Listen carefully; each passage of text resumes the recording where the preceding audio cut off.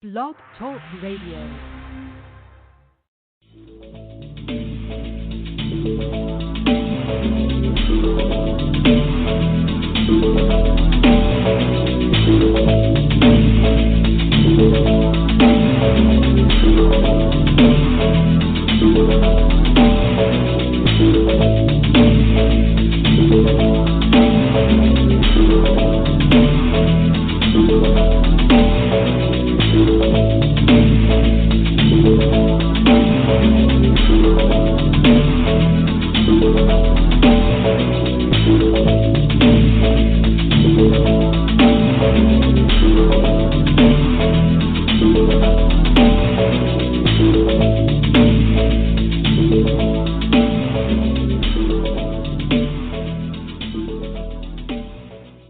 Hello, this is Grog in Prog. I'm going to start bringing my co-hosts on the call. This is Michelle, and let's see who we have first.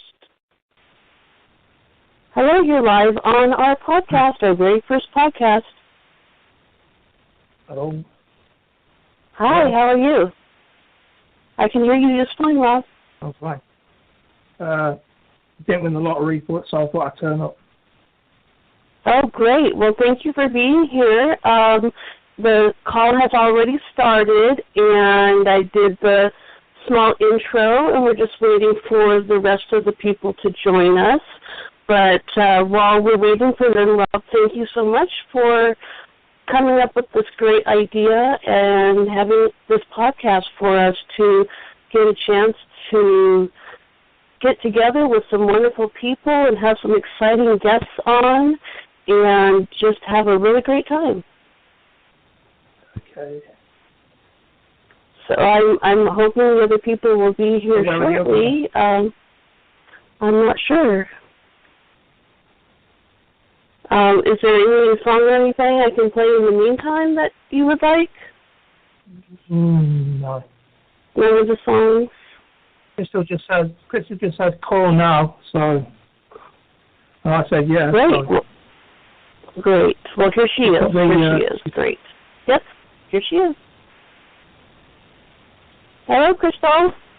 Hello. How are you? Good. How are you? Very good. Thank you. Thanks for being here. Rob is here. And yeah. Breathing in and out. Good morning, Rob. Hello. 3 a.m. for Rob. Oh, here's Steve. Let's put Steve on the call. Yeah, I've got no sense. Me. I'm online. Hello, Steve. Hello, yeah. Steve. Yeah. Welcome. We're all here. Great.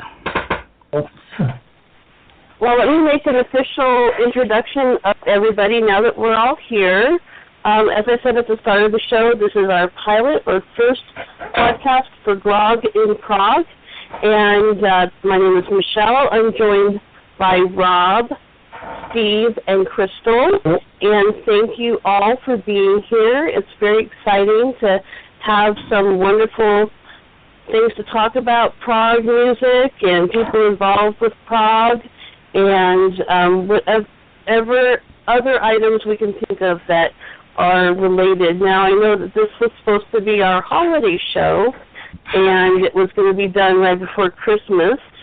But, things happen over the holidays, and not everything can be planned out. So we were able to reschedule for today, and we're going to start out the podcast whenever she's ready.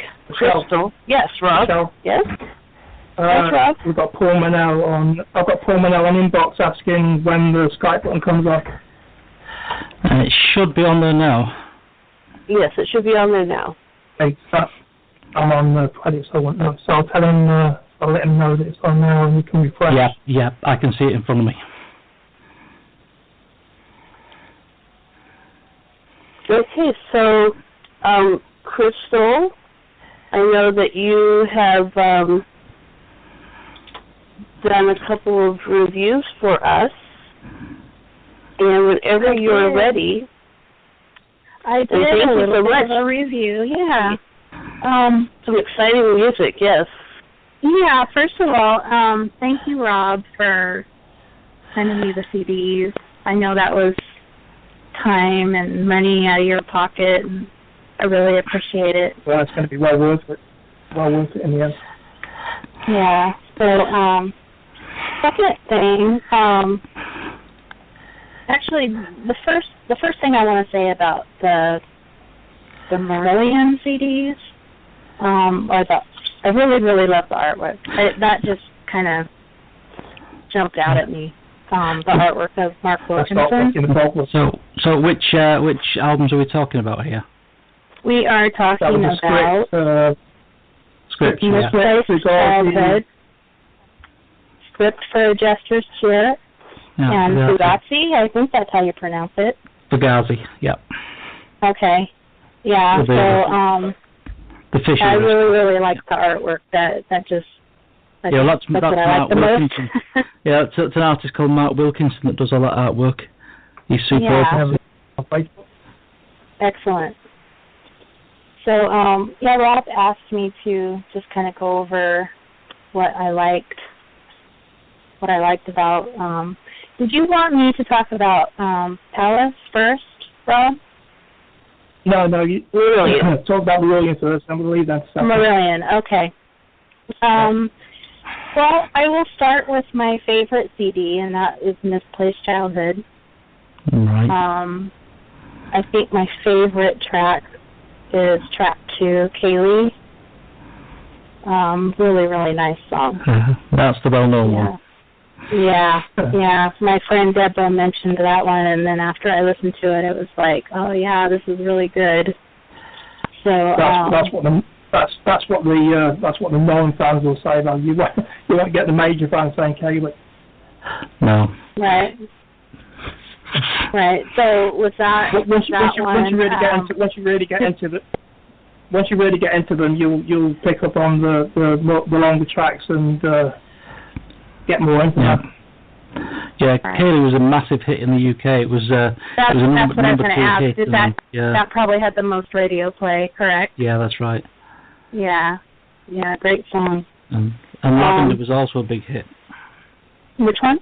Lavender, track 3. That was a big hit. Lavender, that's what I was going to say. That's my second favorite after that one.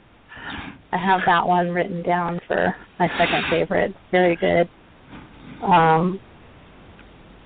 They seem to have sort of a rock opera feel to me. Does anybody else feel that way? Well, it is. It's a concept album. That's what basically, I was going to ask. I actually have that written in my notes. Yeah, it's Fish who's the vocalist and lyric writer. It's basically all about his life. There's bits that are obvious and bits that are less obvious, but it all dovetails in. And the more you know about him, the more you get out of the album. Okay, yeah, that's kind of the feel that I got. That they were concept albums. Are all 3 of these? Well, no, just that one. Just that one. Oh, the other 2 aren't okay. Concept albums, no. Okay, I was wondering because Bugatti has disc 1 and disc 2. It's a little bit longer, but maybe it's just because it has a different mix. Well, disc 2 is just all the bonus tracks and things. The original is one album. Okay. Yeah. So I really like track 6 as well, Waterhole. Waterhole, yeah. Yeah, that's a great song.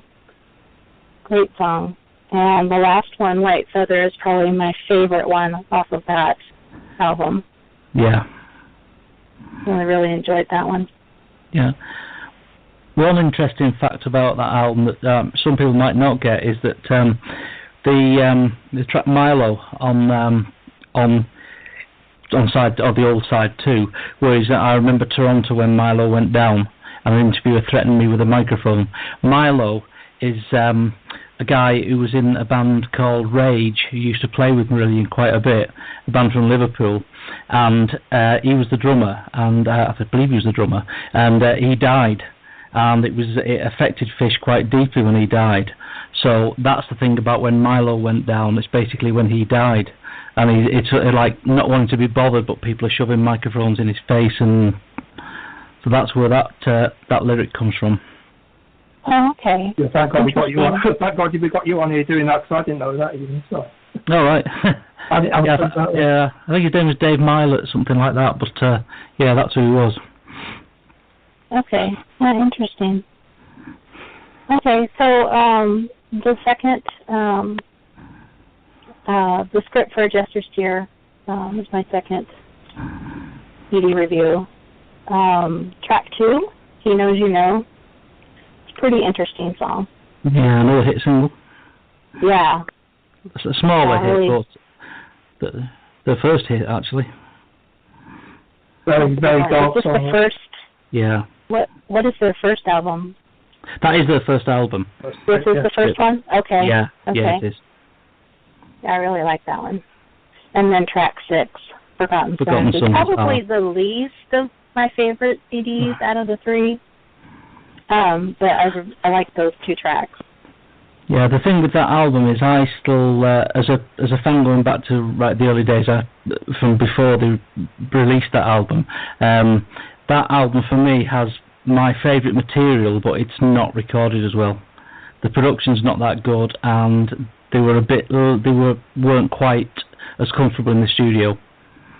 And I think it shows on that. I think if they'd recorded that material a couple of years later, it would have been a lot better.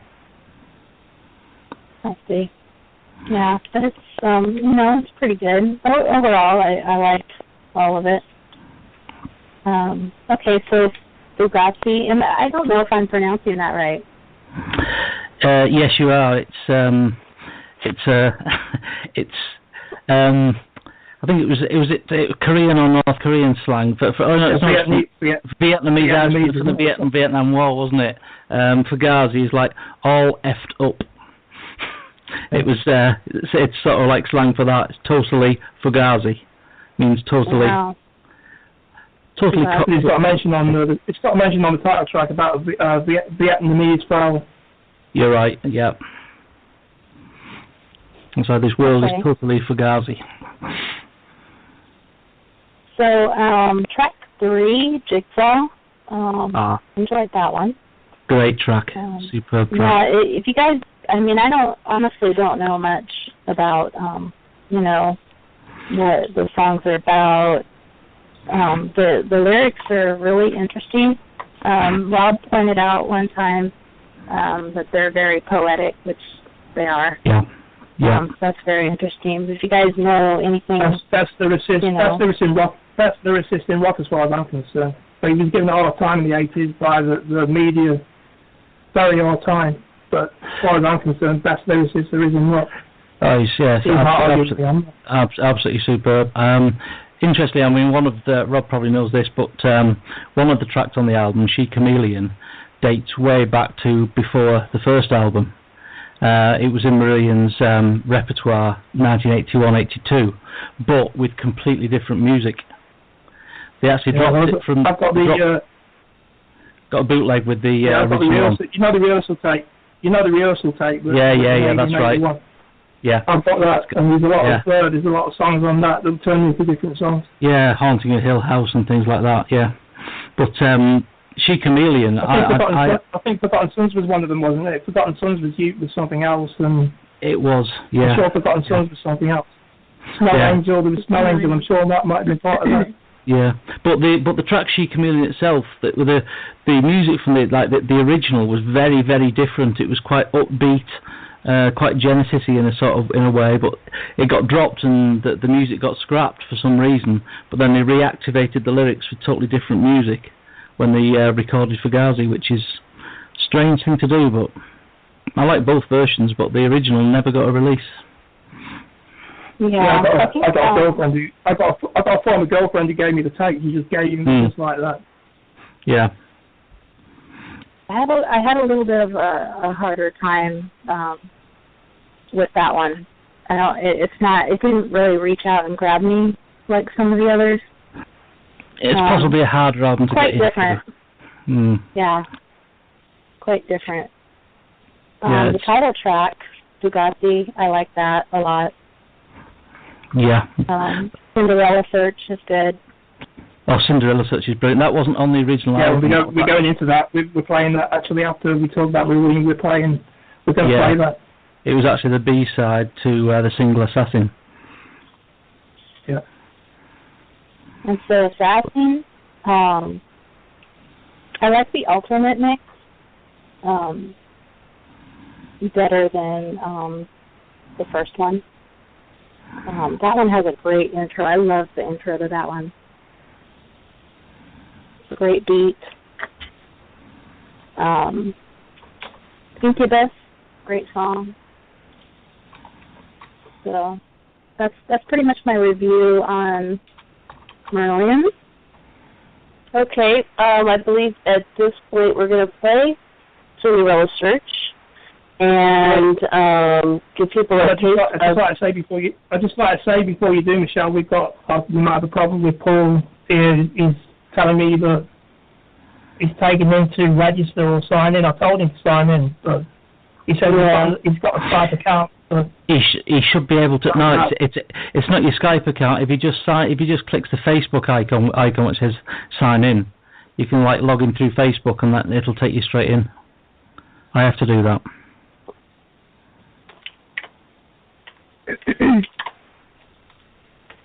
Let me go ahead and play the song while you guys work on I that. think that's a good idea. Yeah. So this is Cinderella Search by Marillion. Here we go.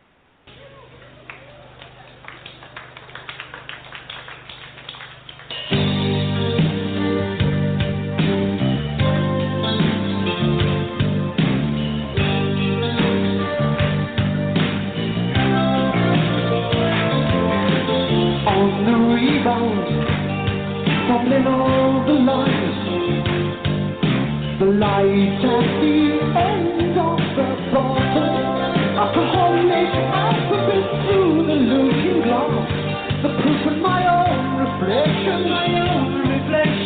five senses down and reeling on the Cinderella search, on the rebound. Fumbling all the lines, DK on the vertical hole, with a horizontal conversation, needs translation, 3 dimensions down, reeling on the Cinderella search, Cinderella search,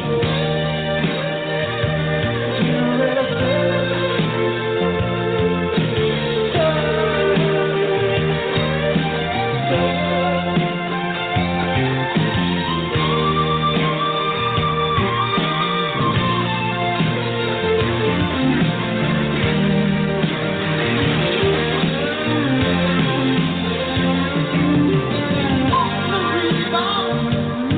Rocking all the lines, dreaming bartender bourbon and saxophone and a knockout of charm of the game rejection in cigarette series, only caught in the homing of direction on the Cinderella search, Cinderella search.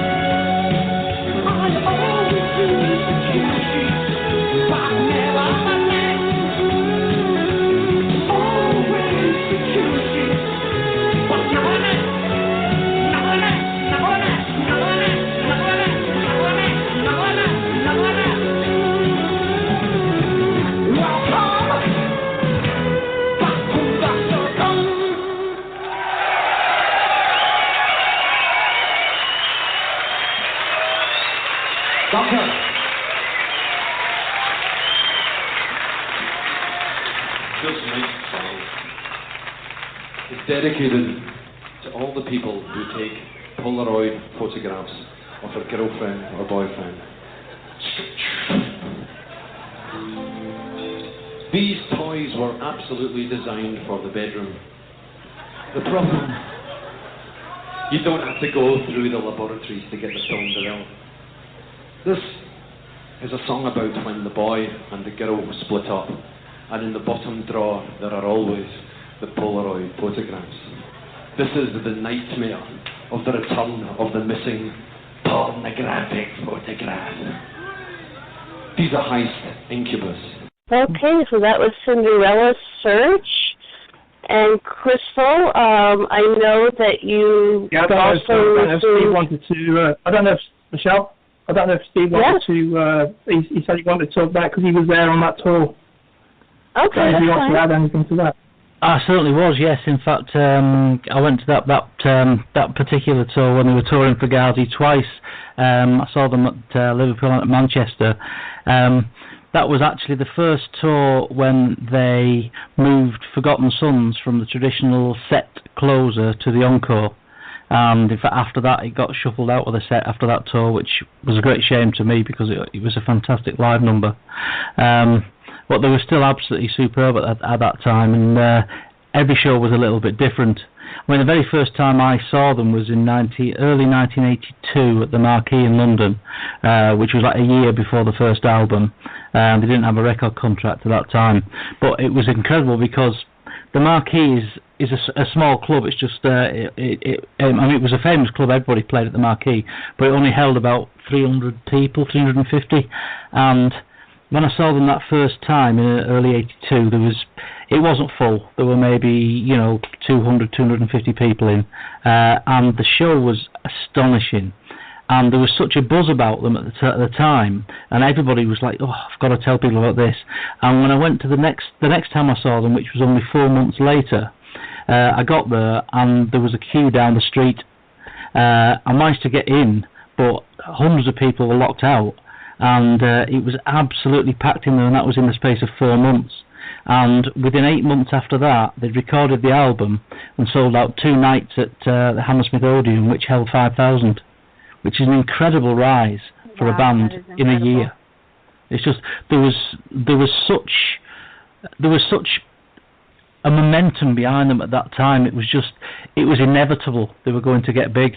I think the Marquee was instrumental right behind all that. The Marquee residency. Although it didn't work for everyone, because I saw Palace and Pendragon as well at the Marquee and Solstice, and while they had obviously success, none of it compared to Marillion. Marillion they were always like one step above everyone else. Good as the others were, Marillion they were obviously, market leaders, if you like. And it was just obvious from seeing them at that time. It was so obvious they were going to be big. I've never seen a band like it where you just knew. And of course, they were on a local news show over here. That's before they were really big, and they were at Rock City, I think it was. And they were on Select Disc on Market Street, and that was before they hit the charts. Yeah, I remember that. Still remember to this day. Yeah, indeed. Within another 2 years from the first album coming out, they actually headlined a huge UK opener venue called the Milton Keynes Bowl, which held it must have held 100,000 people, and they headlined an all-day event there called the Marillion Garden Party, where, if memory serves me right, I think Jethro Tull were on the same bill. I think Gary Moore, possibly, and so they'd gone from playing small clubs to headlining a field, within 3 years, which is absolutely incredible. Didn't they do Abbey with Jethro? It was an Abbey. Oh, Abbey. Nostell Priory. You're thinking of the Nostell Priory Festival. Yeah. That was the year before the Garden Party. Yeah, I went to that one.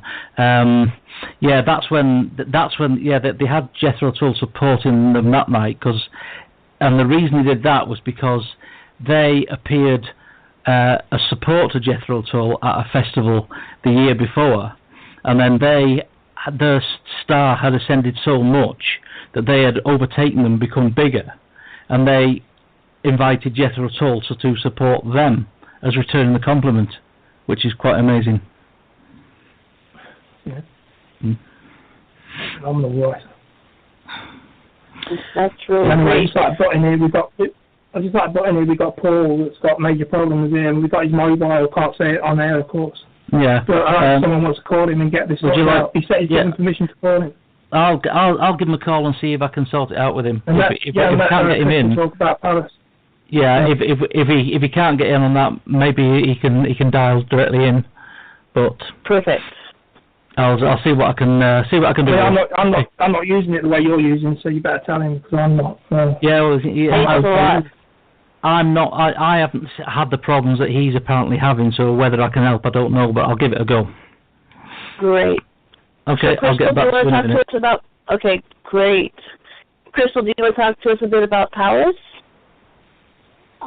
Sure. I actually don't have a whole lot written down about Palace. That's okay. I did listen to the whole thing a couple of times. It's a pretty interesting group. The first track I really, really liked. The very beginning of the song. Rob, what is the name of the first song on that album? On the what? Because you sent me a recorded disc, so I didn't have the titles of any of the songs. I haven't played it for a while, so. Okay, it starts out. It has sort of a YYZ feel to it by Rush, which I really, really like. Obviously, Rob and I kind of hit it off friendship-wise because of our love for Rush, so it sounded a lot like that to me. Pretty good. Yeah, I liked it. Like I said, I don't have a whole lot written down for Palace. That's okay. That's okay. So Rob. So the one thing with that album, I feel it's still a very accessible album to this day. You put it on and you swear it could have been made like last week. Palace.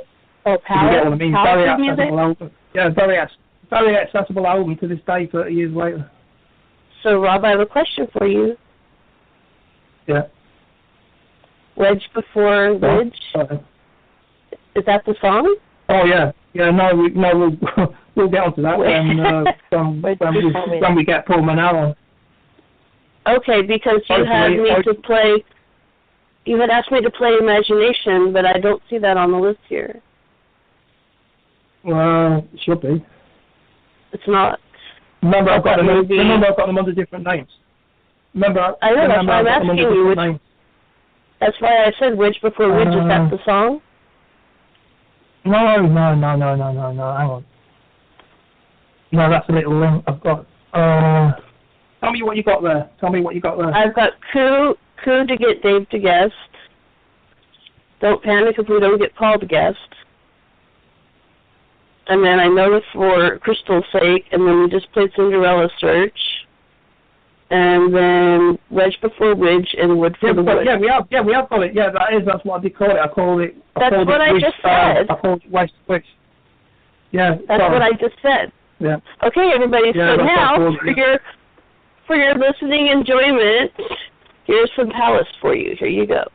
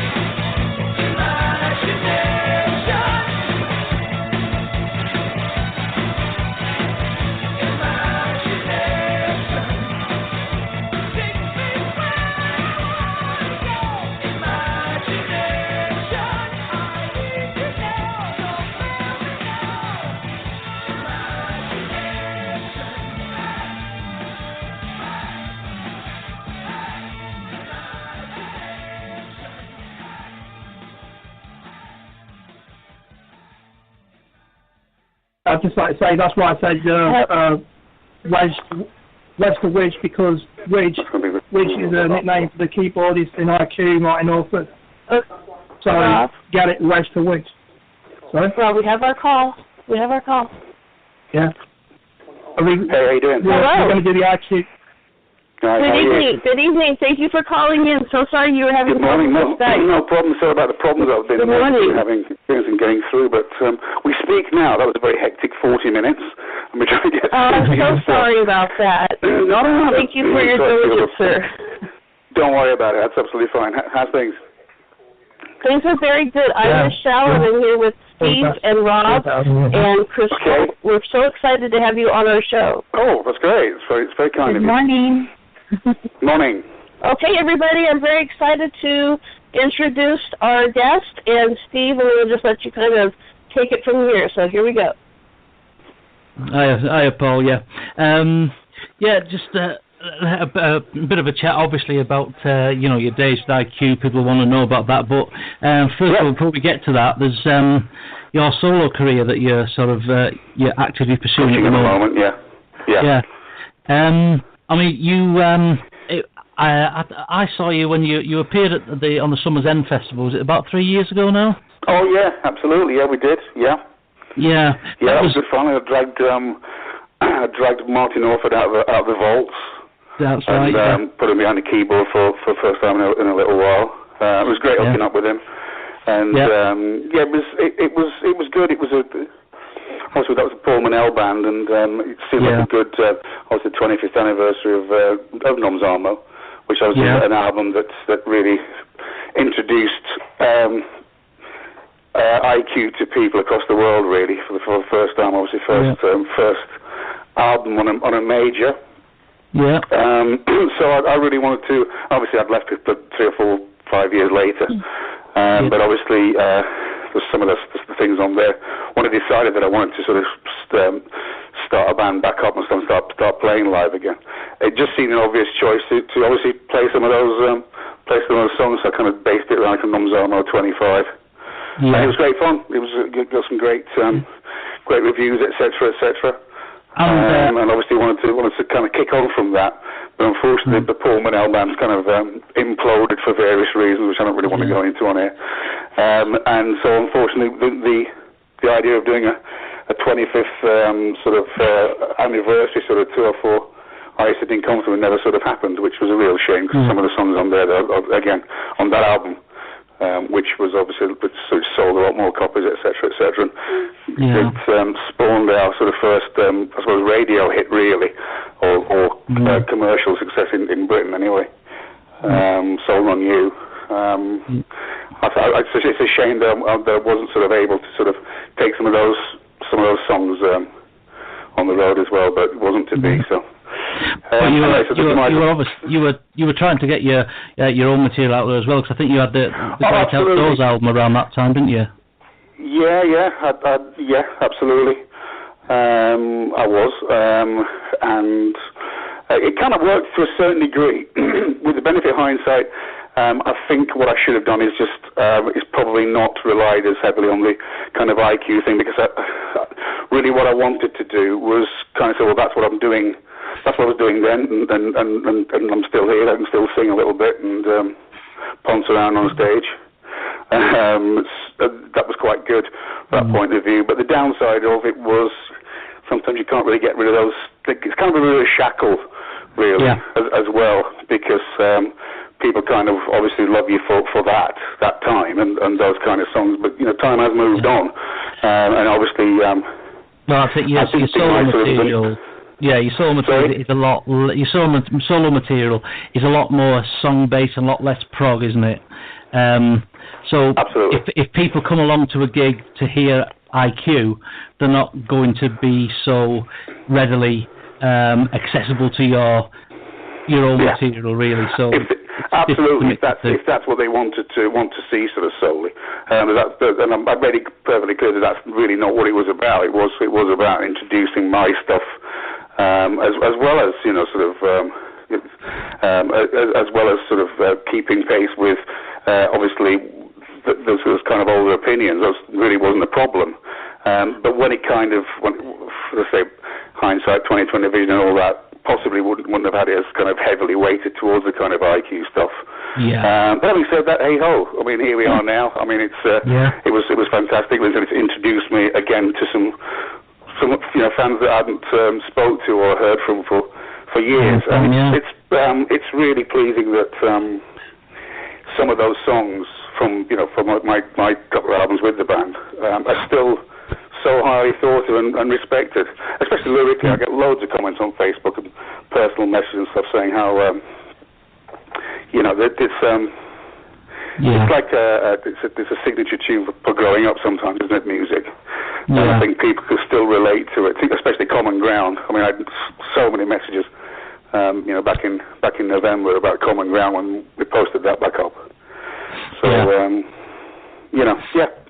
fantastic times, really, really good times. Yeah, well, I mean, going back to like when you first joined IQ. I mean, how did you come to actually get the gig? Presumably you had to audition and that. Did you have to sort of apply for the job, or did they approach you?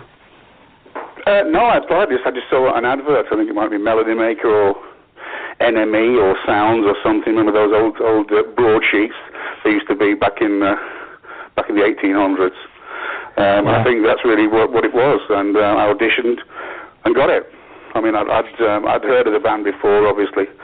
I'd sort of been in and out of bands since the age of sort of 13 up in Yorkshire, and I knew that it was in my blood. I really wanted to go and do something with a band who, I thought were going places, and I'd heard of IQ.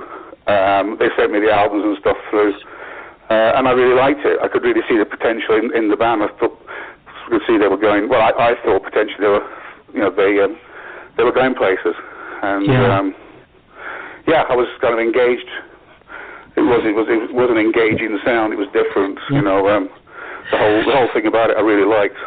Yeah, I think there was a little bit of a. It seems to me there was a little bit of a conscious attempt by the band to move the sound on a little bit, to coincide with you joining, because it became, to me, not so much more commercial or anything, but a little bit of an attempt to be more contemporary, and there was perhaps a little bit more cold and clinical. Right, Steve. I mean, I think sometimes I kind of got the.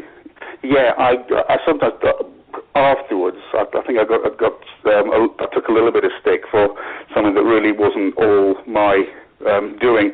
There was a commercial sort of bent towards the band and leaning, especially from Martin, because it was obviously the main songwriter anyway, and he's got an incredible melodic sense about him, and there definitely was.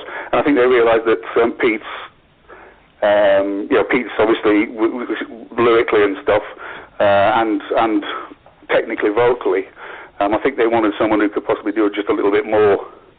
I think sometimes it's always sort of seen that sort of Paul Menel turned them commercial. Really wasn't that. I mean, I just gave them we was a kind of bit of a melding of minds when I met Martin. I think we were all on the same when, and Tim as well. Yeah. Tim was very much into more sort of slightly more commercial bands. You're a victim. You're a victim in a way of the Phil Collins Kill Genesis syndrome, weren't you? When it really wasn't him. There was three of them that decided to take the music in that direction, but he somehow gets all the blame heaped on him. Which, it's not the first time I've been compared to Phil Collins, Steve, so I do forgive you. but not financially. Yeah, I guess so. That's the classic analogy, isn't it? Bizarrely, I think. I've comments over the years have been that my voice actually sounds a lot more like Peter Gabriel than Peter Gabriel does sometimes, which I can't really help that either. But it was. I think it was definitely it was definitely a move within the band that wanted to kind of go that way. And obviously that was reflected when, obviously on the second album, we used Terry Brown to produce I Used to Sing Comfortably. We just did a massive hit with Cutting Crew. I Was Dying Your Arms Tonight and stuff. There's definitely that sort of contemporary sound in there. And of course the trouble is with any band that tried to sound up to the minute and contemporary in the 80s now sounds horrendously dated. It's the most dated sound, isn't it, that era? Yeah, the gated drums and the absolutely, the lexicon everywhere. You've got it. I mean, it was just like that huge compression that went everywhere. I think what I did what I think set a lot of bands apart from in the 80s or some of that stuff was, I think Terry Brown as a producer is superb though. I do listen back to, and I've on several occasions fairly recently actually, to I Sitting Comfortably, and I still think the production of that album is superb, and it does stand up to with an awful lot of sort of modern day tracks, modern day sort of sounds and production techniques, and it sounds really well against them. And we were kind of, it was a great mix of that classic sort of progressive rock stuff, like Rush, you got the kind of longer songs and the slightly shorter songs as well. And I thought that it was an absolute perfect blend of, a band who obviously had their feet in sort of progressive rock, if I may say that, but their heads were sort of, were kind of we were looking for other things to keep. At the end of the day, it's got to be commercially viable. I mean, it's all very well being art rock, and playing to 300 people, but we didn't really want to do that. And once we did a couple of festivals, we were supporting like Foreigner and Starship, 35,000 people there. There's something on YouTube, isn't there? There's a gig there. Jeff so told Ronnie Wood, for God's sake, we started moving in those kind of circles, and thought, well, we've scratched the surface here. This is the album that's really going to break us. And as I say, Sold on You was Radio 1 Record of the Week, and we just thought it's just a matter of time. And then, of course, that's really when the band kind of fell apart, because suddenly they kind of wanted to ditch the commercial leanings. I think there were lots of, I think there's lots of whispering going on in the background, which I wasn't kind of aware of. Regarding, let's get back to our progressive roots and ditch all that kind of airy-fairy nonsense and go back to where which was exactly what they did. And I wanted to be progressive rock, not regressive rock. So that's so we started. They went even further in that direction, didn't they? Because they did Subterranea, for example, which was a double concept album, which that's about as prog as you can get. To be honest, I think that absolutely, I completely agree. But you've got to play. You've got to put your heart into something, and their heart wasn't, especially Mike's. I don't think his heart wasn't into going any further than we'd gone from a commercial aspect. But my someone was, because we were, you could just smell the success basically. The record company were obviously very much behind us then. They hadn't been the first album. On the Noms Armour album, Promises was what they call it was a huge radio hit in Germany when we were touring over there. But it was in the days long before MP3s, etc., etc. And they physically did not get the product on the shelves, so people were going out trying to buy the song and couldn't buy it. They couldn't get it anywhere, and that really shocked Phonogram. And what actually happened was it was played so many times on radio, but obviously we didn't sell that many units because it wasn't there to sell, because we were promoting it at that stage. So, but the songs now that get looked back on with the most respect and the most affection are the longer tracks and the less commercial ones, like you mentioned before, Common Ground, that's a superb song, lyrically and musically. That's an absolutely brilliant song. I've said that there's a few times that we had a few troughs in the band, but there were some great peaks, and I think that Common Ground was definitely one of the peaks. Nothing at All Again was a favourite of mine from from the second album, but Common Ground is still cited, and obviously it's something next year I'm very aware of. It's the 100th anniversary. I mean, war history is something that's very big in my sort of in my world, and so I was very proud of those lyrics. It just happened to come along. We were in rehearsals, writing a few bits and pieces, and Mike came out with a guitar riff, and I took it away with me, played around with the music and stuff, and just so happened it was that kind of time of the year anyway.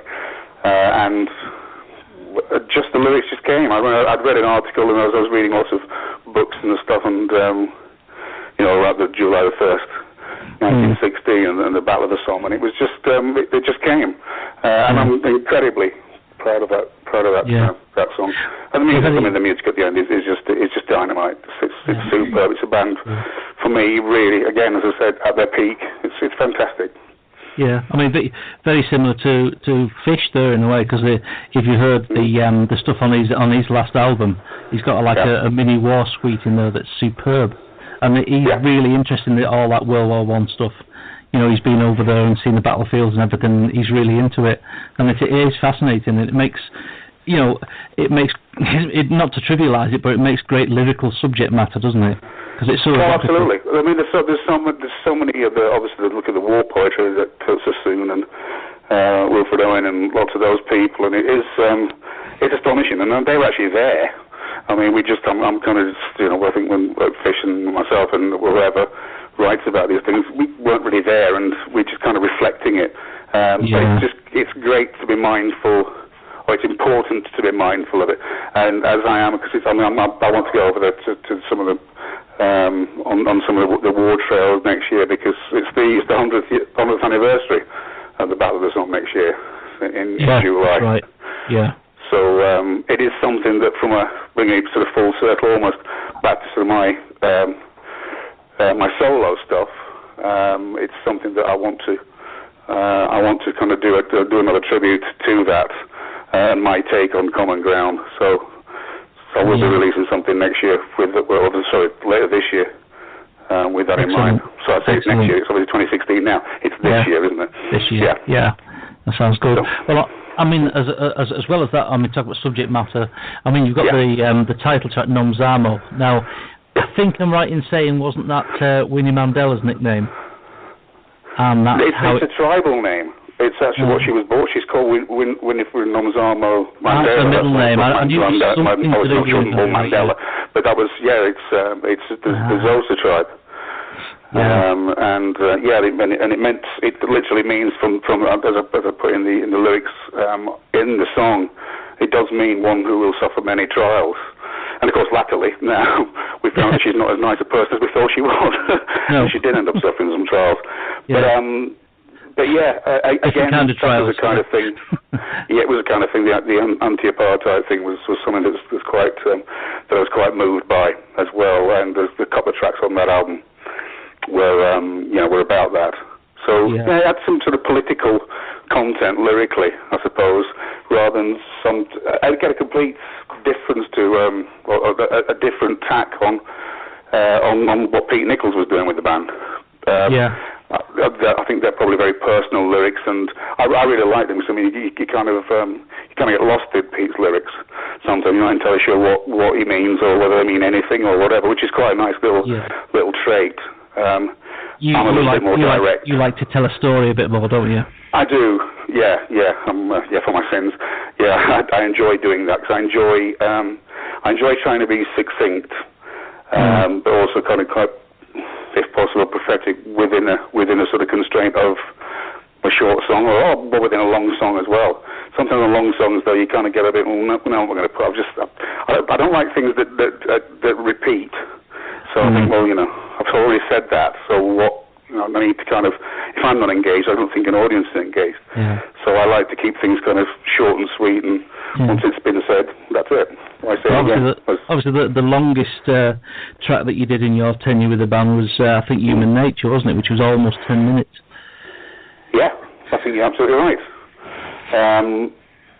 Which again has got some nice little, I think some fantastic. I mean, it is one of the most popular IQ songs. I think it's one that still shout out IQ gigs for it, and obviously we did it with Paul Mail Band a few times. It's a great piece of classic progressive rock.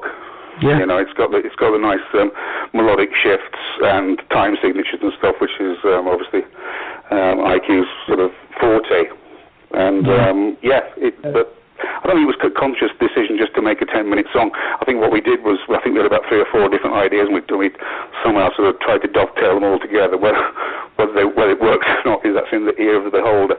But I think it worked fairly well. I think many would agree with you there. Without this very popular song. Just putting in, I play Human Nature. I play Human Nature every single day. Right. What was that? I missed that. What was that? Human Nature what? Every single day I play Human Nature. Every single day you play Human Nature? That's your anthem. Yeah. Anthem, Oh, Rob. fantastic. Well, I wouldn't go that far. I'm sure that it's nice to hear that it's still after all this time. Well, it was 1987, so that's we're talking about a long time. So brilliant.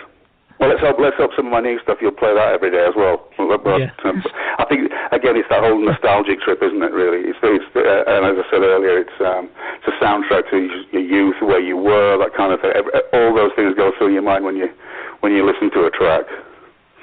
And I think that is one that for some reason I don't know why, but I'm probably a bit too close to it.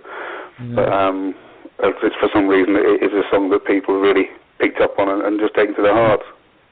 Well, I've got to confess to playing Human Nature about once every 10 years, but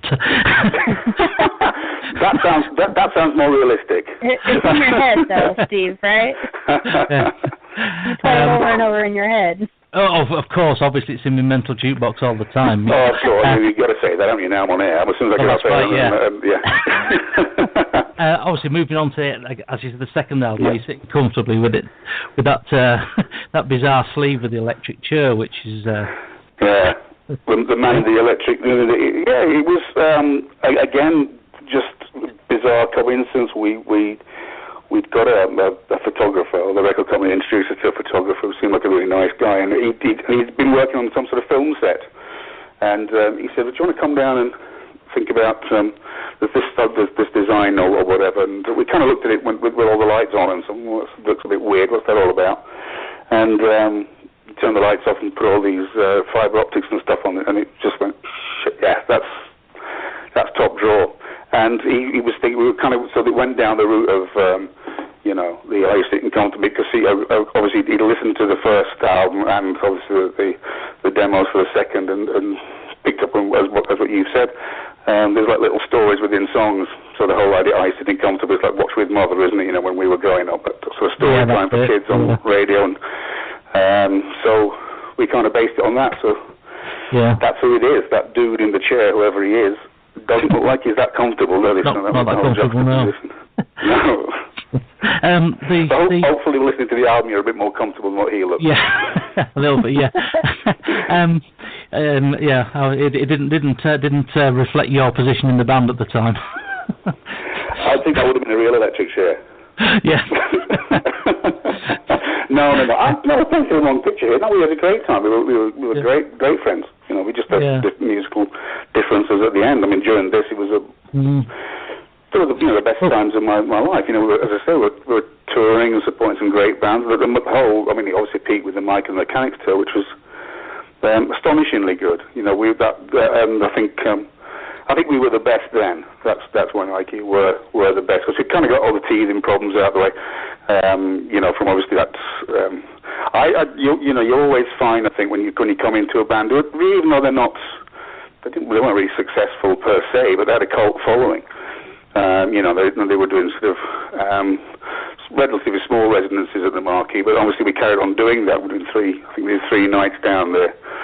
I obviously heard earlier about talking about the Marquee, which brought back fond memories for me as well.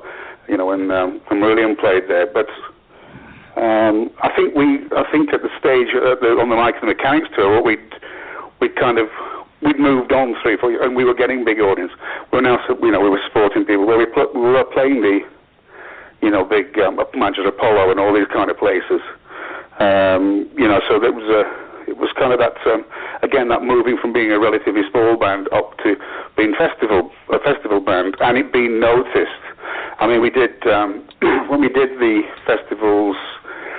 It was in between the recording and the mixing of Are You Sitting Comfortably. We went and did 3 festivals in Switzerland and Germany, where we supported Foreigner and Jeff O'Toole, on the bills, Ronnie Wood. Physically, we were playing, and I think we started about sort of 12 o'clock or 11 o'clock in the morning, and sort of halfway through the sort of 45-minute set, I kind of looked stage left, and Ronnie Wood staring straight across, looking at me. And I thought, shit, it's Ronnie Wood. I mean, it's Ronnie Wood. And Unbelievable. It really was one of those moments. Like, oh God, we're kind of we're moving in good circles here.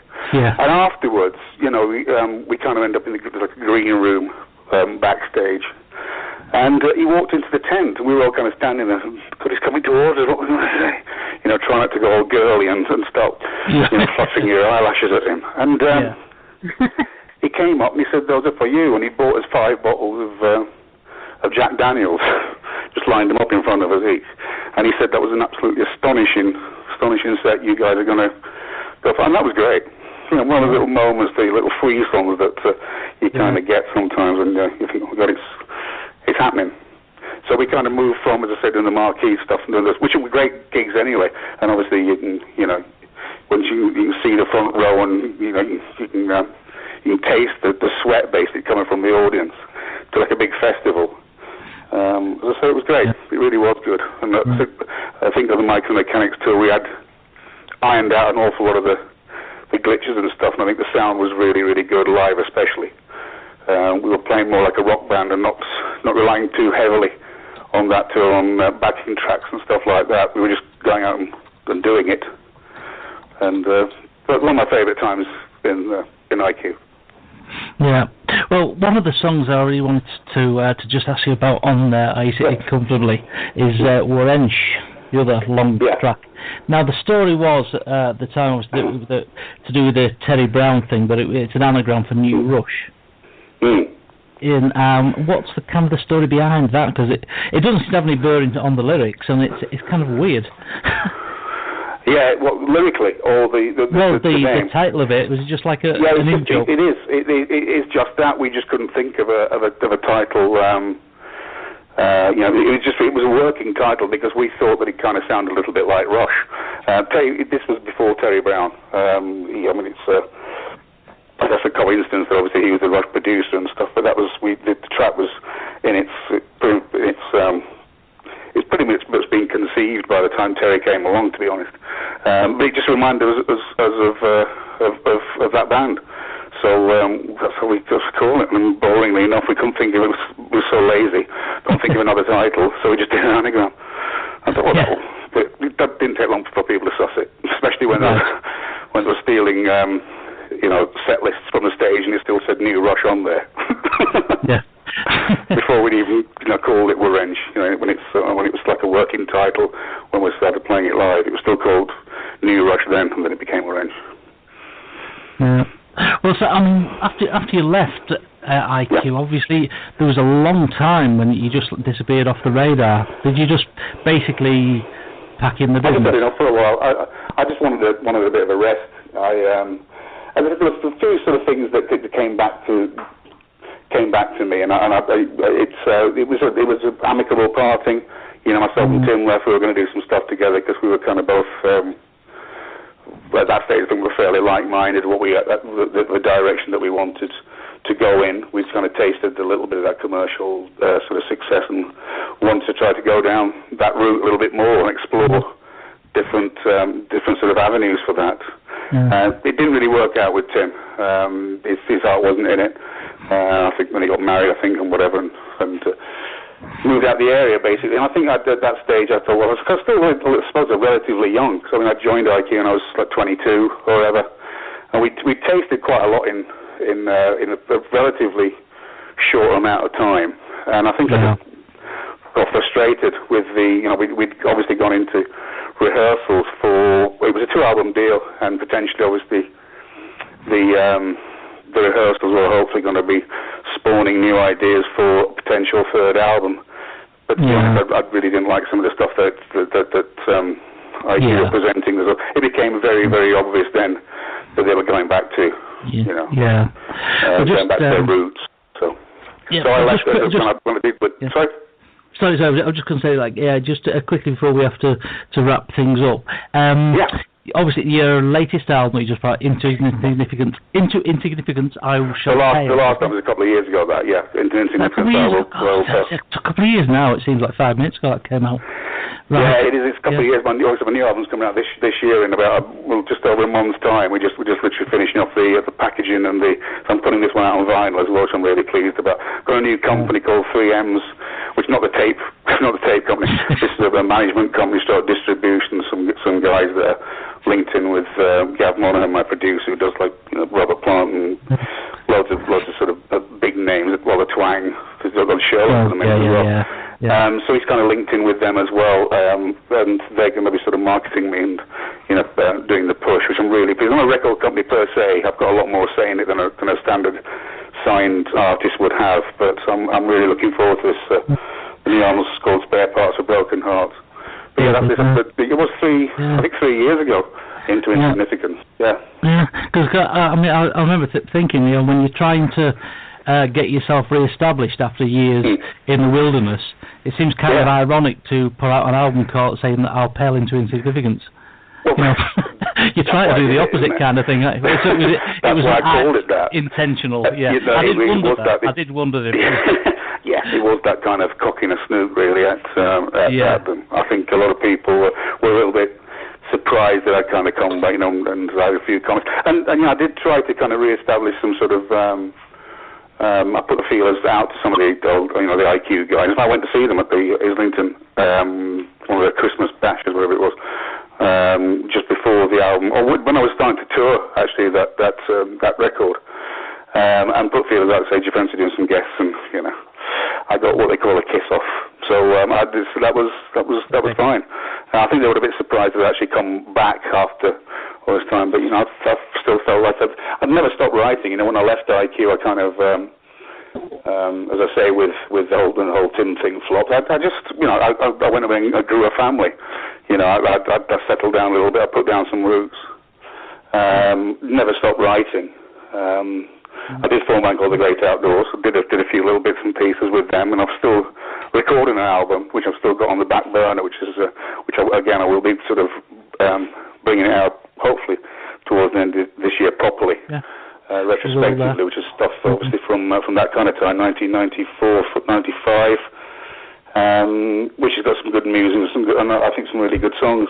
But again, that's got to go to a stage where we were thinking about doing some proper touring and stuff, and again, my heart really wasn't in it because my children were very young then, and I thought I don't really want to be doing it. But I think then, and once the kids had got a little bit older, that's when my spark. I think when Facebook came out and all that kind of stuff, and the whole social media, and my kids come back from school and say, "Actually, Dad, you've actually done quite a bit of music, haven't you?"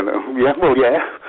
So they were kind of playing me my songs, which had been sort of, probably all the IQ stuff, which had been kind of gathering dust on vinyl for quite a few years. And I think that kind of, actually, it was good. I do really miss it, and that's why I really came back. And I think that Into Insignificance, that was my way of saying, well, I'm not gone away. I mean, I've been around, just not in these circles. Yeah. So. Well, I'm just getting the sort of like the throat cutting motions at the moment. Because it's short, because of things to fit in. I think I'll just push on to Rob. I think he wants to ask you one question before we wrap things up. But it's really cool, really cool, mate. Yeah.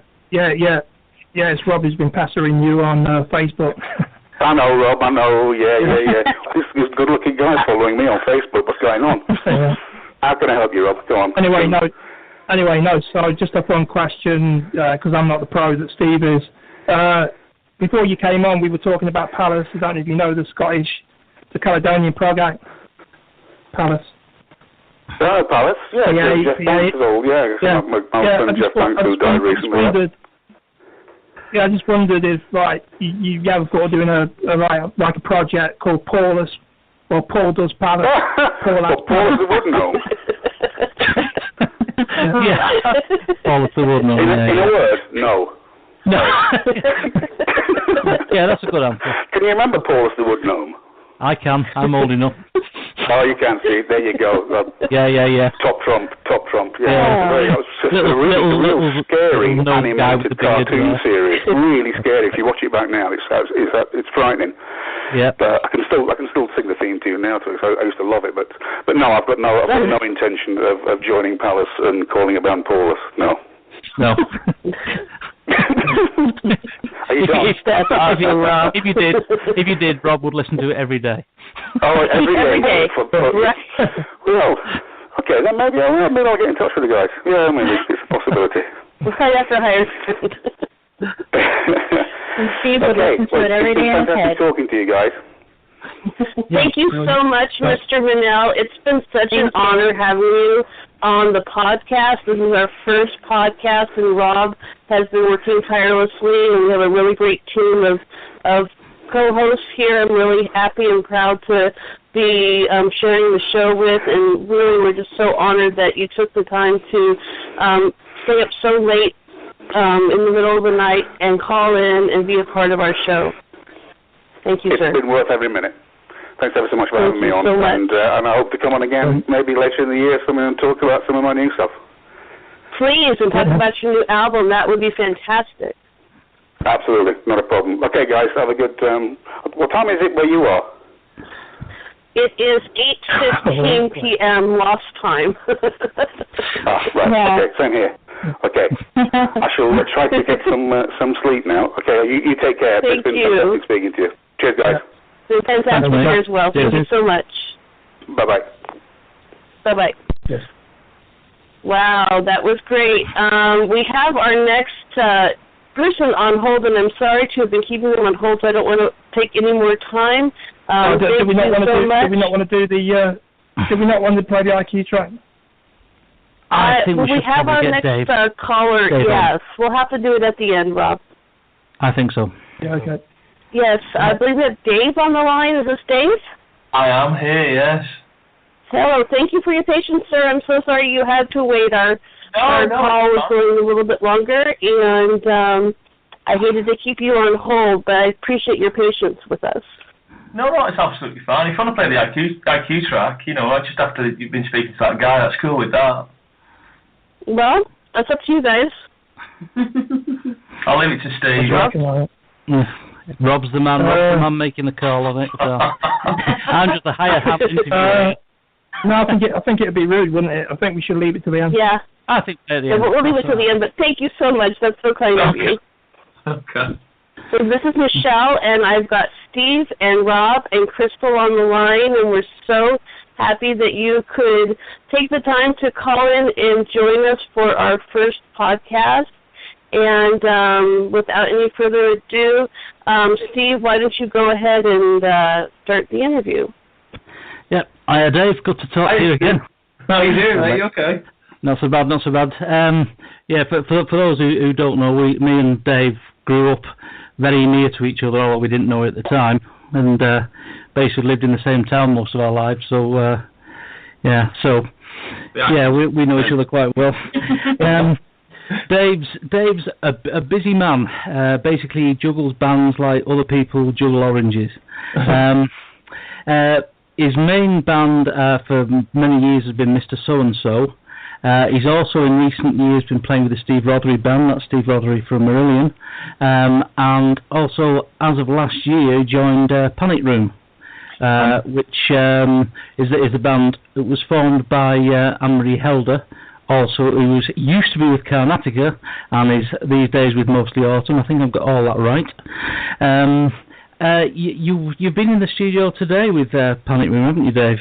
Well, it's not in Panic Room, funny enough. It's with Anne. Anne's with me now. Oh, you're on as well. Great. Welcome, Anne. Thank you for joining us. Literally, it's 4:19 in the morning here. So hello. Yeah, it's the same here as well. Yeah. Thankfully, I'm a vampire. I stay up all night. So. We're kind of nocturnal here, okay? Yeah, we've been in the studio today doing some work on my next solo album. So Anne's been over doing some vocals, some amazing vocals at that as well. So that sounds brilliant. Yeah, it really does.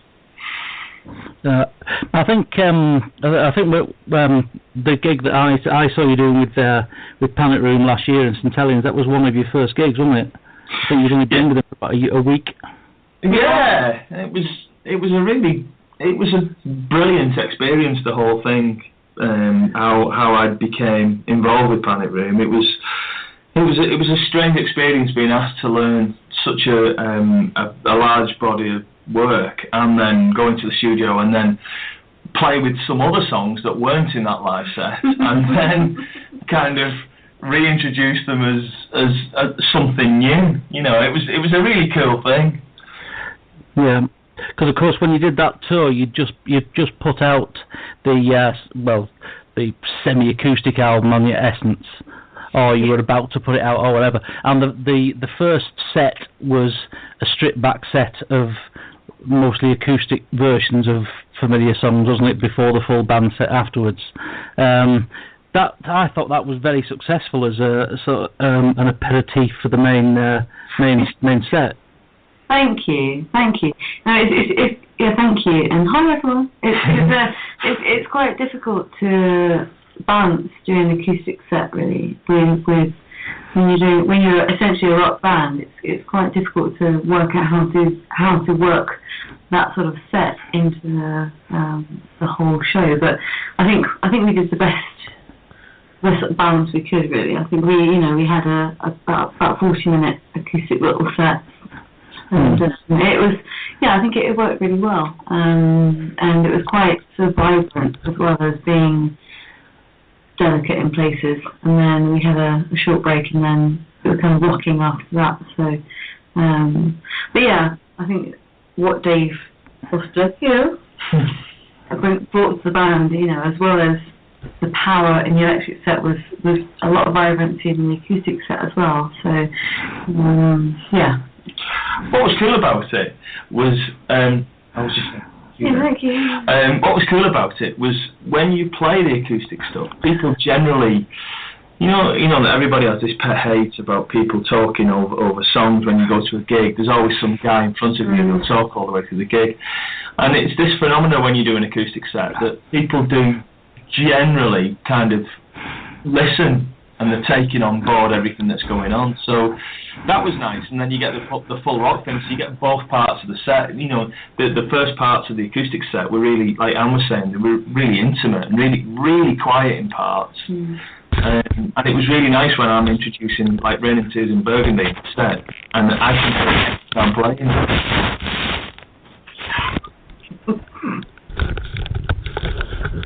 He's still there, sorry. Sorry, I just had a problem with the mic there. It fell off his head.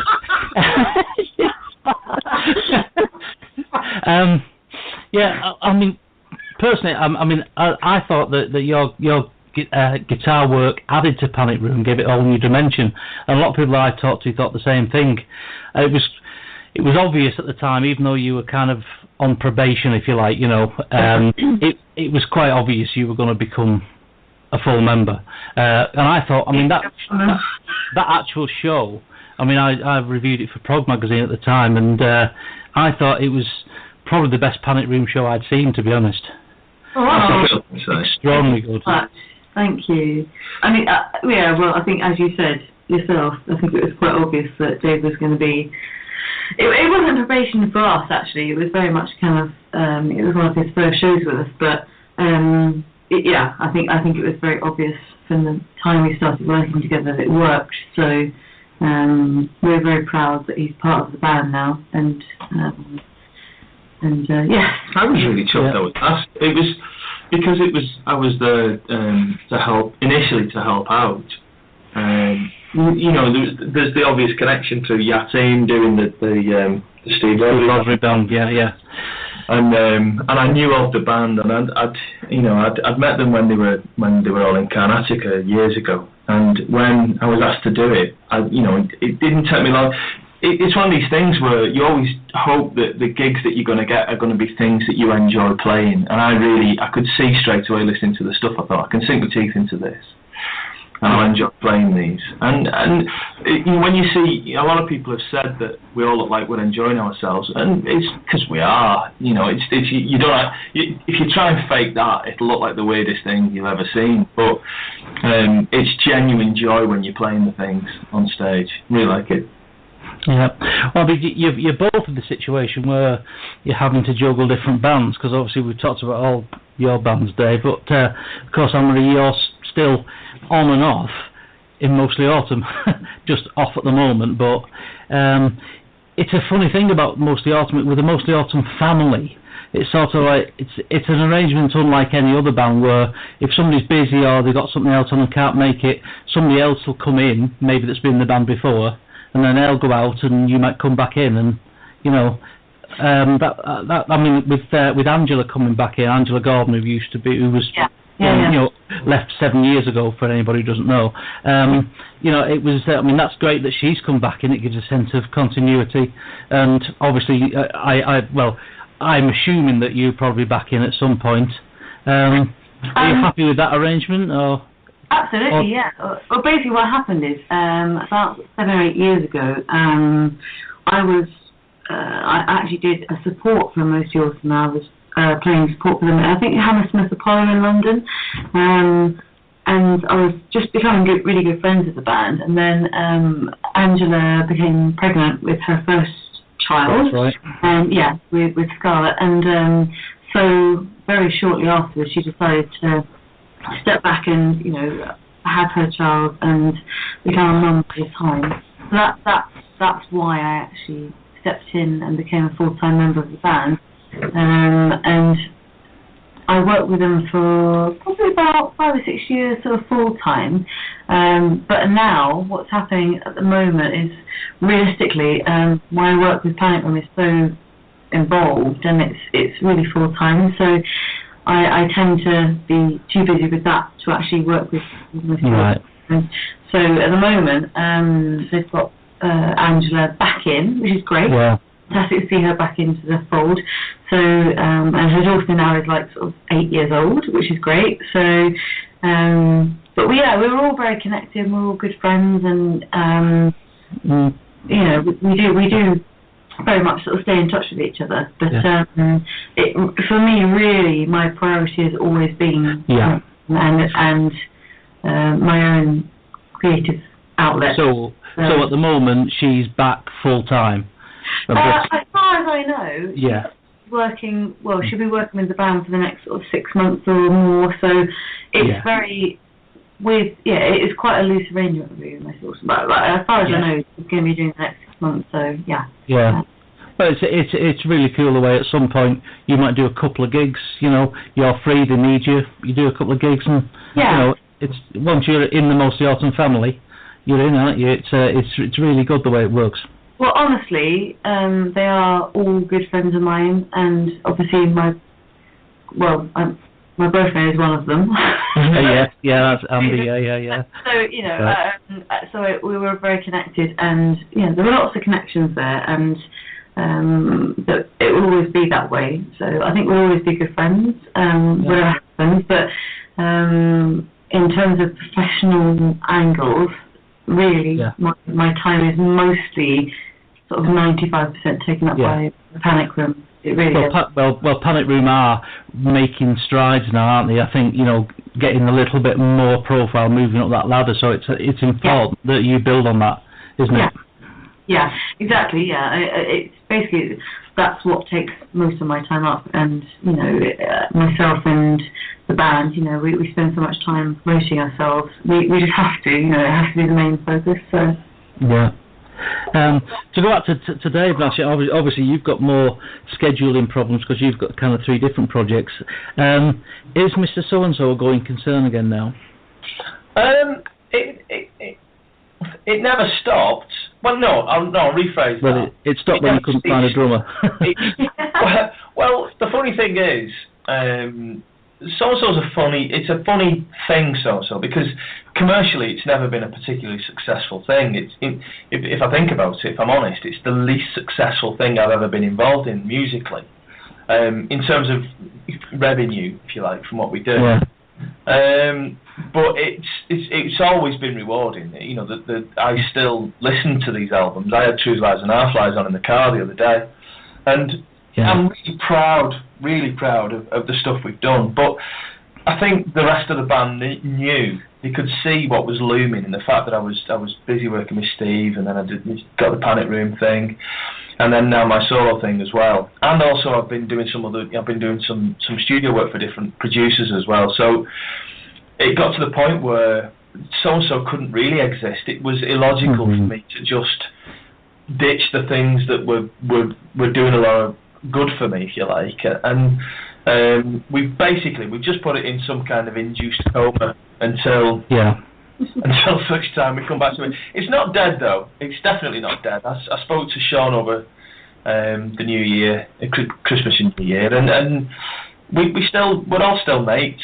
You know, I've known Sean for at least 1,000 years, and it's strange sometimes because I learned how to be a musician with Sean and as well, and I do kind of miss being in a room with them. There will come a point where we do come back. We've been talking about perhaps doing a one-off gig this year, and it has, you know, that might happen. Possibly at the Citadel, to be honest. We've been thinking about it.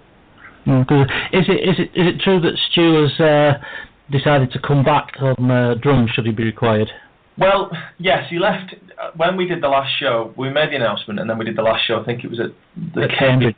Yeah. And Stewie, we'd all kind of, there was a lot of things happening with everyone's personal lives, and it just got to the point where it was an extra stress for everybody. And it was Stewie was the first one. He was the one whose kind of pressure valve went and said, "Listen, I'm going to have to leave this." But we have all been in a room a couple of times since with our instruments, and Stewie was there. So if there is another so-and-so gig, Stewie will be on the kit. Right, yeah, that's good. I think really one of the things that disillusioned you a bit was the lack of success of the Truth Lies and Half Lies album, wasn't it? Because that was such a strong album. And I remember we did a really long interview about it in your house. I think it went dark while we were talking about it. It was, and you know, a big feature about it, but it never really took off, did it? Which is, well, you have to. Our expectations, you know, you manage your expectations with these things. It was done on a really nominal budget, you know, like even by, you know, there's a clutch of bands who are all doing albums for in the small thousands, which is try and do an album and get out and press the CDs for 2,000-3,000 quid is really hard, and it's normally what bands like us have got as a budget. So given that really narrow budget, and when we ended up with a product like Truth Lies and Half Lies, which also had this incredible artwork on the front of it as well, I knew it wouldn't do particularly. It was never going to be Dark Side of the Moon, but I was a bit surprised that it didn't. We couldn't get it in some of the bigger publications. You know, some of the bigger magazines didn't have time for us, and it was a shame because some of the people who were involved in these publications actually got back to me and said that they really liked the album. They've had it on. They liked pretty much everything that was on it. And there's still time for it to get better. Yeah. It's a slow burner. Yeah. It just never got the coverage, and you know, I spend quite a lot of time using social media, using particularly Facebook. And every time I repost something like Bipolar from Sugar Stealer, or I'll repost Apophis from the last album, and the positivity from it's enormous. And yet, you know, we didn't sell enough albums to recoup, I don't think, you know. Yeah. Well, I think the plan is to play a Panic Room track now, so I'll do you want to do that now, Michelle? Do you want to go to that? Yeah, that would be lovely. Do you want to say anything about the song before I play it? Playing? It's Dark Star. Dark Star that you got. Dark Star. Oh, it's fantastic. Thank you so much for playing this song. And actually, it's a song which the band finds particularly challenging to play live. It's really heavy and it's great. We love playing it live, and I think it will probably be featured on the tour, in the UK tour coming up in March, April, May. Okay. Well, we'll go to the song now and maybe talk a bit about it when we come back. Thank you. Okay. Okay, fantastic. So now we're going to play the song Dark Star by Panic Room. Here we go.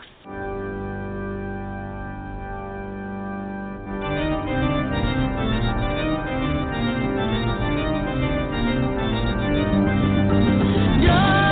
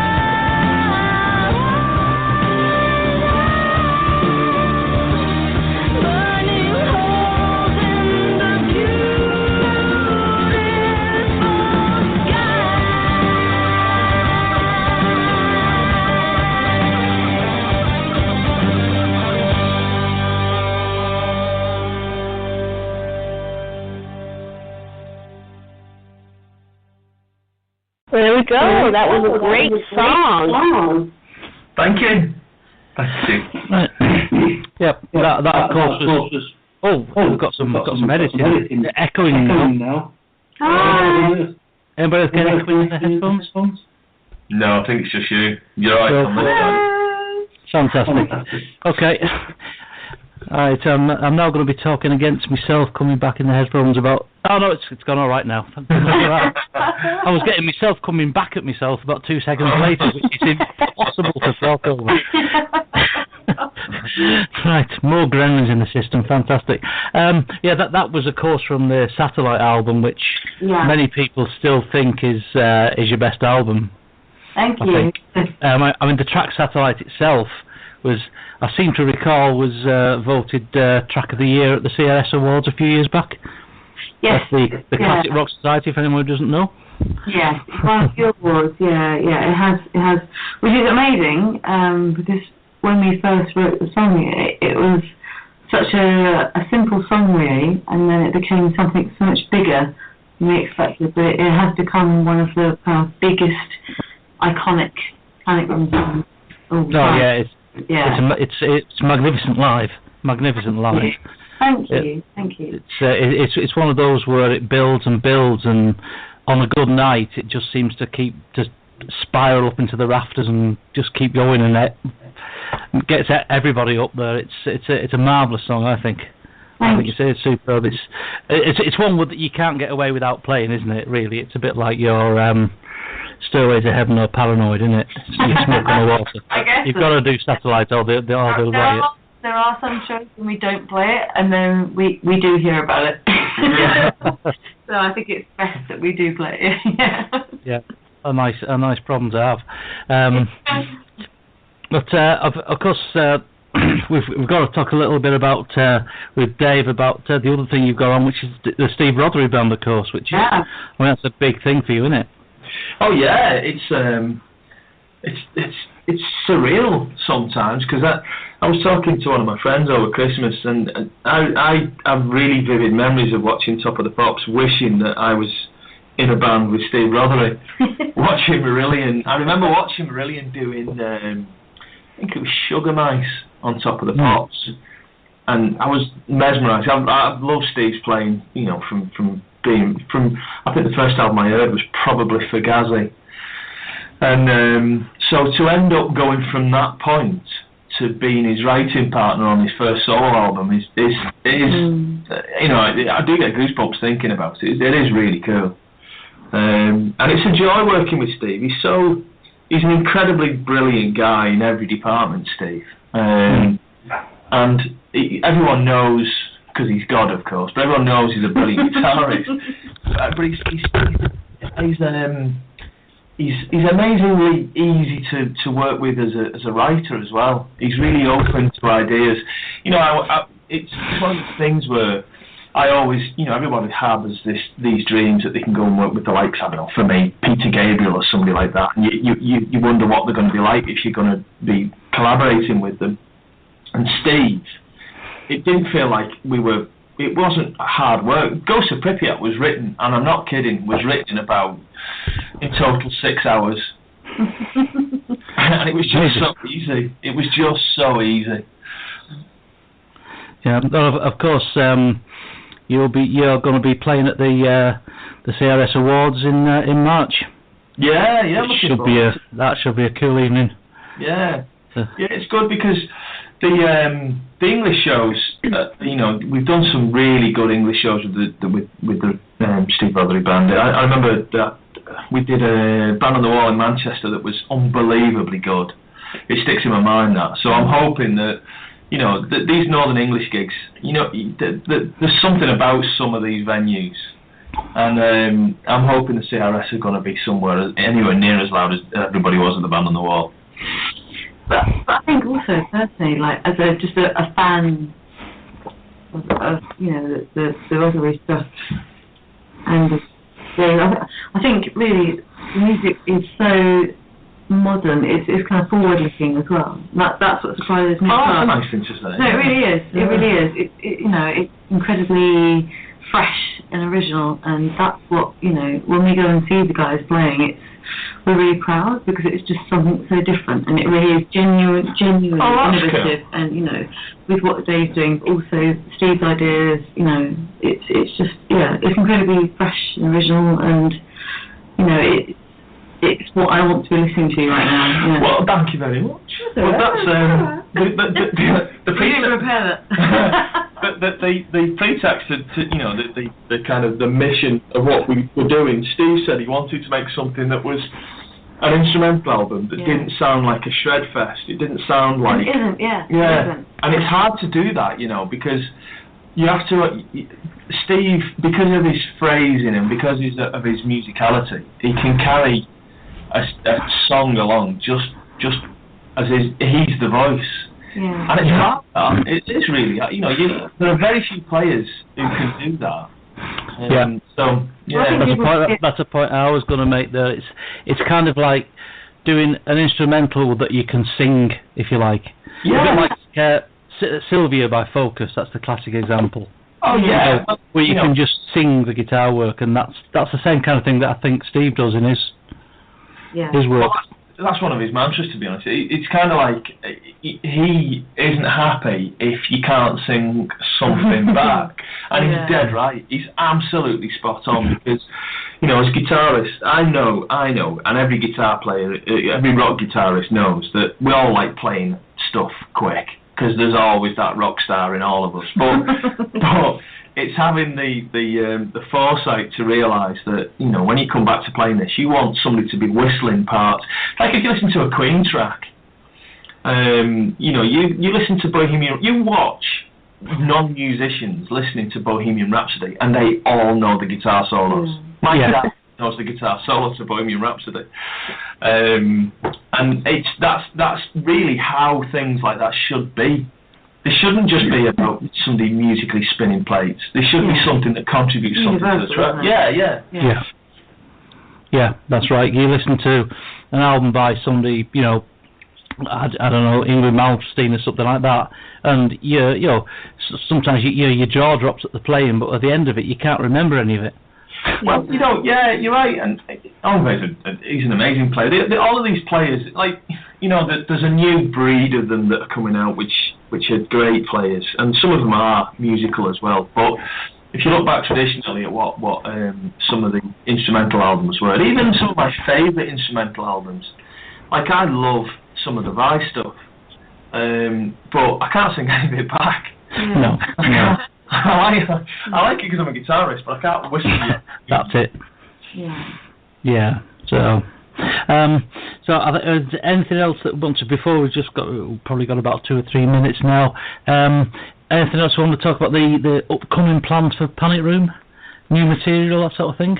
Okay, so, well, we are out on the road in March and April, May, June, so we'll have some live shows.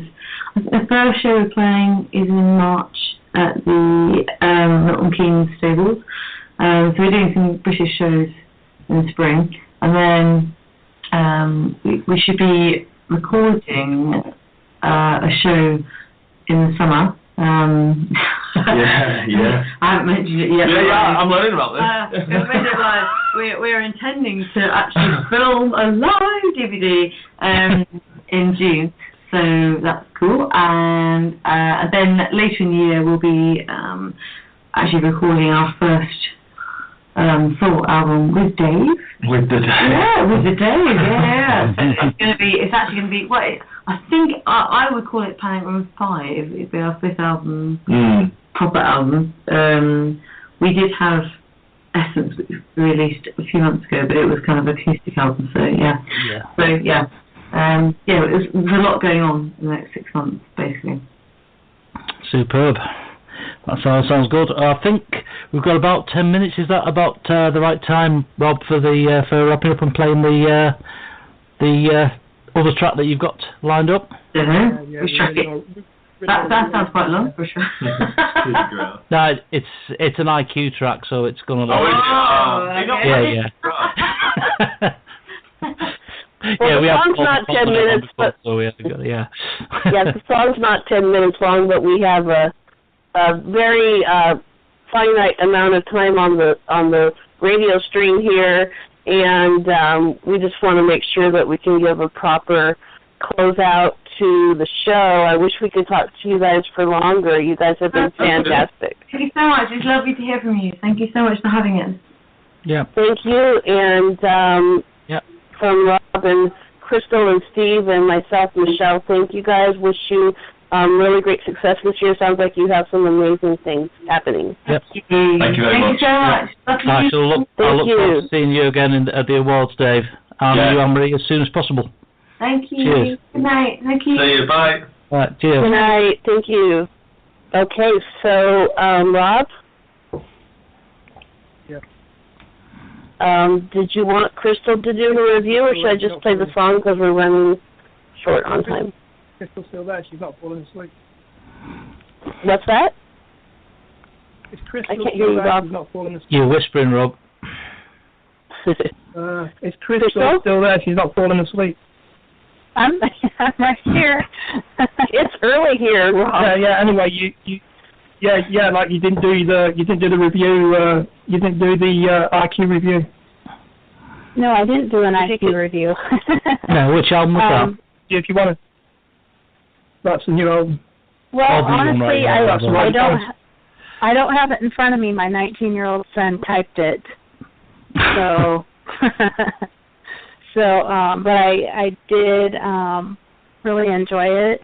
I love it's very melodic, and I love that it is. You guys mentioned earlier the storytelling. I really enjoyed that. Yeah.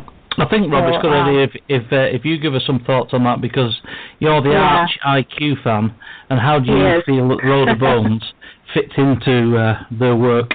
I haven't heard it all, but what I've heard of it sounds quite heavy. Yeah, it is.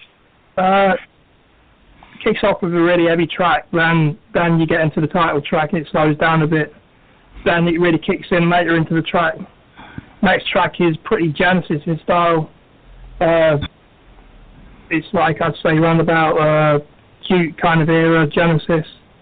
For me though, the greatest track on the album is on the special edition on the second disc, which is Constellations. And you see a lot of people on Facebook, Constellations is the track on the album. But off the regular that's only on the second disc, not on the regular album. Crazy. Yeah. You've heard Constellations, but to me that's one of the great tracks, IQ tracks of many a year. Yeah. Well, to put you on the spot, Rob, what's your favourite IQ album? Oh, that's easy to say, Ever. That's what? Ever is so. It's easy to say Ever because that was at a point in my life where I was living in a very nice situation.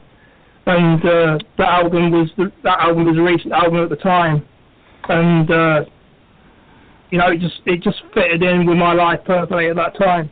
And it's that album. It's kind of IQ album. I think it's the IQ album that gels from start to finish. Right. Yeah. Yeah. You know what I mean? It's absolutely. Yeah, it's a strong album. Yeah, I think if I had to vote, I think I would possibly go for Dark Matter. I think that's a fantastic album. Yeah. I wish we had more time, you guys, but Robert, I don't have much time left to play the song, so I think we should just go right into it. I think we should go into it now, yeah. So this is for Christ's sake. I just want to say before we do that it wasn't contrived. That what I was trying to say is we played the Palace and it was a wedge into which Steve will know what I mean by that. Yeah. Okay. We're going to play For Crystal's Sake. For Crystal's Sake is the new name for Christ's sake.